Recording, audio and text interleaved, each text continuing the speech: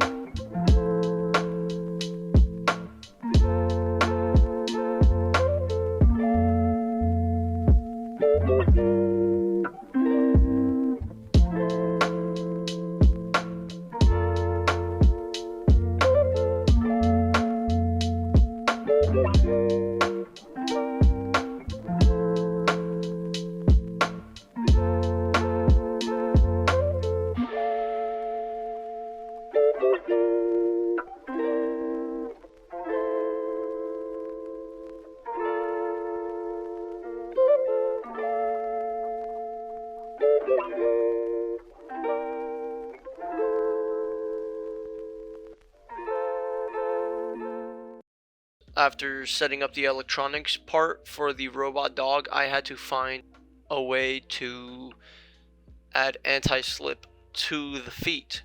I tried hot glue, but that didn't work because dust just cluttered up on it and then it just slipped anyway. So I found a chemical called Plasti Dip. What I did was I just dipped the feet into the solution chemical 2 times or so and called it a day, and now they are much more grippy because it's encased in rubber.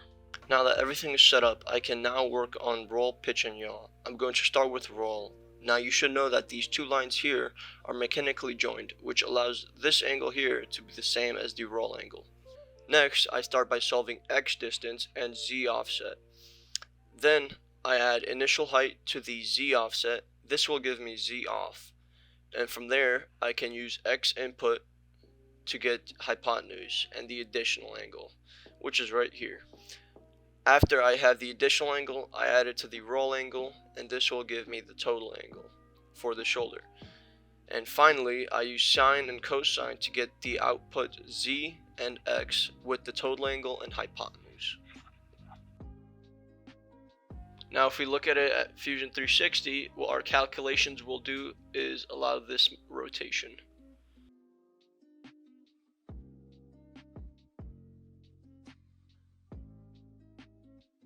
Now before I explain to you how the math works, I forgot to explain two things. One being that the roll angle is in radians, and two, that the roll angle on different feet or legs is negative, and on some legs it's normal. It depends on the translation because the servos 0 to 180 is reversed. So the FR, BR, FL, and BL is just for the individual legs, just so I know which one is which. So front right, back right, and onwards. Now the math behind this is x off. Here is our x distance. Our z off, which is right here, is our z difference. Our z distance is our z off right here. That's basically just adding the height to the z difference. That gives us this, which is this line right here. Now this line of code is just the x inputs but zeroed out. So it has, of course, the shoulder constant and the body width to be worrying about the zeroing. So without the zeroing, this leg would actually be right here, or so it'd be like right over here. So that's what the offset does for us.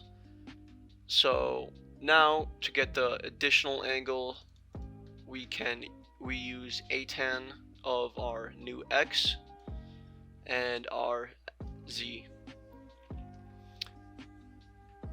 and that gives us this angle right here. Now our hypotenuse, we use this angle right here that I already have with our z to get hypotenuse, which is this right here. And after we have this angle, we add it to this one, giving us total angle, which is this line of code right here. And now to get z out in front, z out and x out, we just use this total angle and the hypotenuse, and that gives us this and this, which is the x and z out. Now pitch is very similar to our roll. The only thing different is just the offset is much smaller because I have less things to add, because I don't have to worry about a whole shoulder being here. So that's that. Now the calculations are pretty much the same. So I first have to get my distance y and my opposite, which that's what I call them here, and I do that by getting my roll angle and our midpoint. So these two together can get me these two lines. And then since this line here is the same as this line here, I add it to my total, my height, and that gives me this line right here. And my roll, which is this angle here, remember this is the same as roll because it's mechanical linked, because it's a 90-degree angle. So these two together are the same. And I have this line right here. Oh, that's a bad line. This line right here, and I have this y because that's the offsetted y, because I add y and then I add the midpoint and something else I don't remember exactly off the top of my head, but I'll show you in the code. And with these two I can get this angle here and this line right here. Now when I get this angle here, I add these two together, giving me the total angle. And with the total angle and this line, I can get this line right here and this line right here, which this is the output z and this is the output y, which will be fed into the code below. Now my calculations will be represented by this figure here. So the pitch will move the front legs up while the back legs go down, and other way around. Alright, so again, ignoring the last two letters of the variables because that's just to indicate the legs.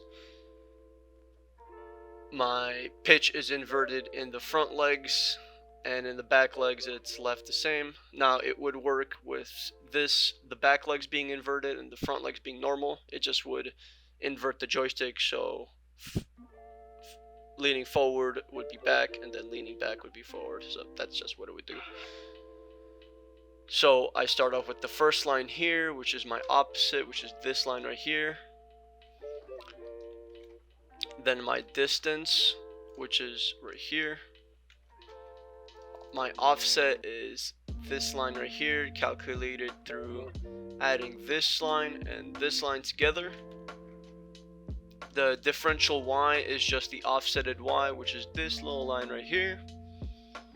And I add the body length, and I add my y and the distance, which I calculate up here. After that, I used the y, the new y, and the new z that I got, which gives me this angle right here. And with this angle and this line right here, I can get this red line right here, which is the next line of code. That's the red line. My femur angle, which is just the total angle, is just these two put together, giving me total. And finally, I get output Y and output Z, Z through the total angle and the red line. Finally, we do the yaw. Now, yaw is kind of challenging, and not in terms of the math here, it's just in terms of the offsets that you have to set, which are annoying, but I'll explain them to you. So, first, we start off by finding the angle, which is the additional angle, which is through our X and my Y. And then I go on to finding the radius, which is this line and this line right here, which is just the radius of a circle. If you guys know what a circle is, you know that radius is half the diameter. So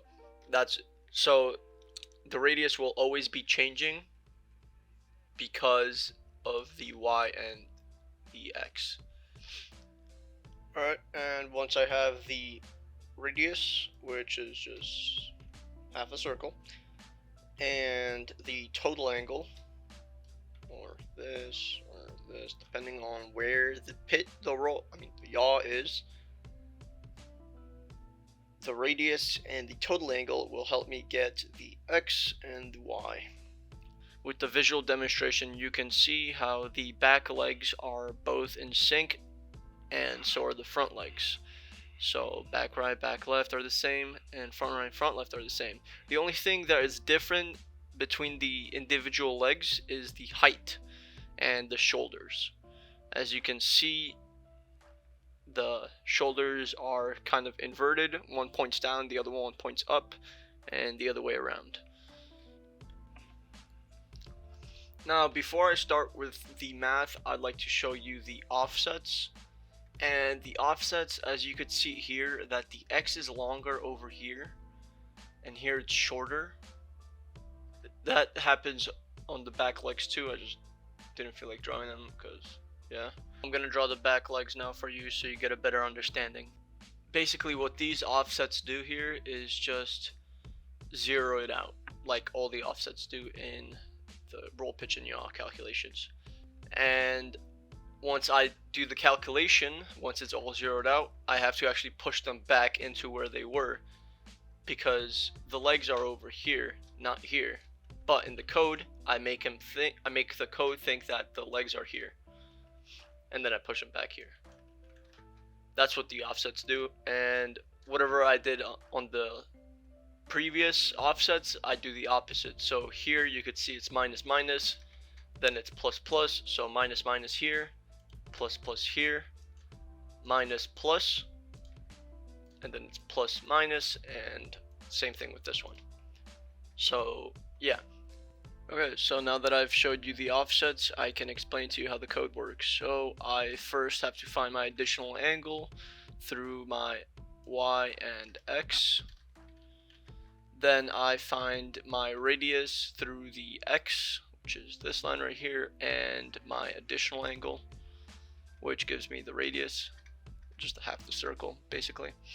And then I get my total angle by adding the yaw angle and the additional angle. Now I know how it looks here, but the additional angle is actually the whole thing, and then the yaw either adds to it or subtracts from it, which is why it either moves it over here, so either subtracts this much, or it subtracts nothing and it adds to it, pushing the leg this way. So I add these two together, giving me total angle, which in this diagram, this is the total angle, because from the additional angle, it's at the pitch is, the yaw subtracts from it, meaning this angle is left. And with the total angle and the radius, I can now find. Okay, after applying the 3 translation axes, you can see how the robot dog rotates on the roll, pitch, and the yaw axis. Okay, so after applying the translational axes, you can see how the robot dog rotates.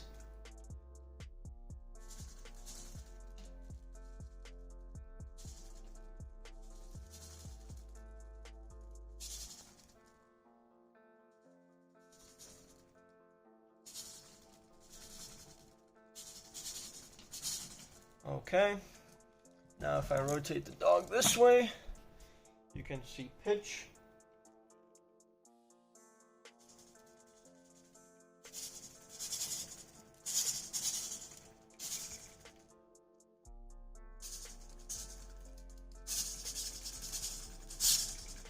And then we can see yaw from the top view.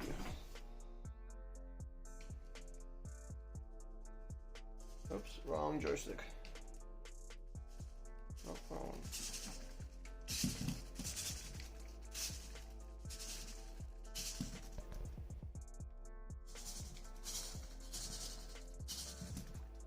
There you go.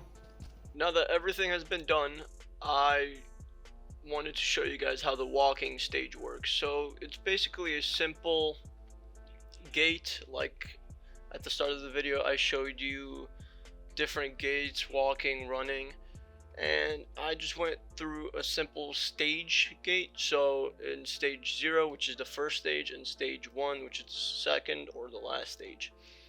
And I know this seems frightening, this stuff right here and this stuff right here. Don't pay attention to that for now. I'm gonna take you through it. It's quite simple. So in stage 0, I set my target value as 0, and if my current value reaches my target or goes underneath it, it's gonna switch to stage 1, and then the previous becomes the target. So the previous value will become 0. And then what's gonna happen is in stage 1, I'm gonna set the target value as 1000, and if my current value reaches 1000 or above, it's gonna set it to stage 0, and it's gonna set the target previous value as 1000. So all value differential does is it tells you at the speed of the steps. So the speed determines the amount of value it goes up. So the lower the speed, the value of speed, the faster it will count up or count down. And current value is just updated by the value differential, so either counts up or counts down. So yeah. And then the smooth value, all it does is it turns a sharp wave like this into a smooth wave like this.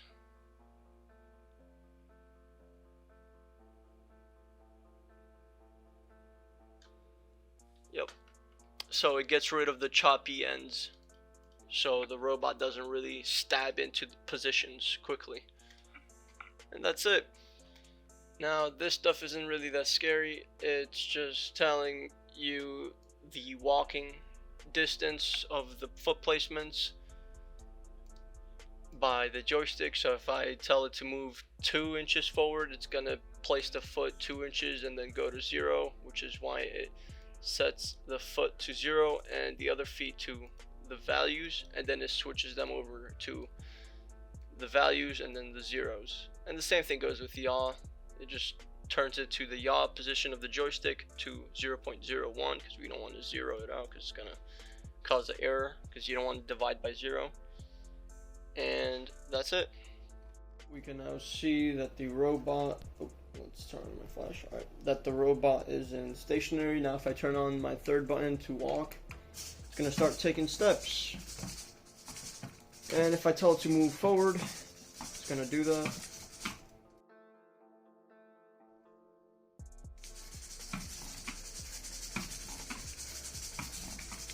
Now that was the interference because my batteries are low. And now if I tell it to move back, it's gonna move back. Now the feet are dragging a little bit. Now that's due to two reasons: that these motors are loose and you could see it wiggling a lot, and two, that the rubber grips added a little bit of distance. So I'm gonna change that in the program. Now if I tell it to move to the side, it's gonna do that.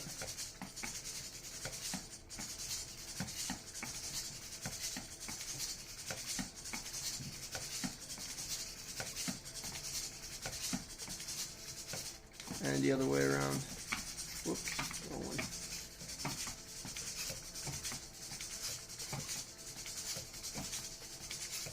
Now if I wanted to rotate on the yaw axis, I could do that.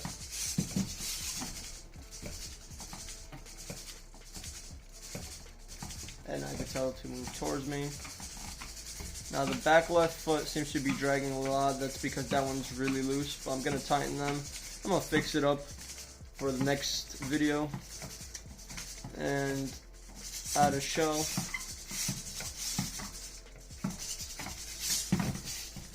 And we should be good.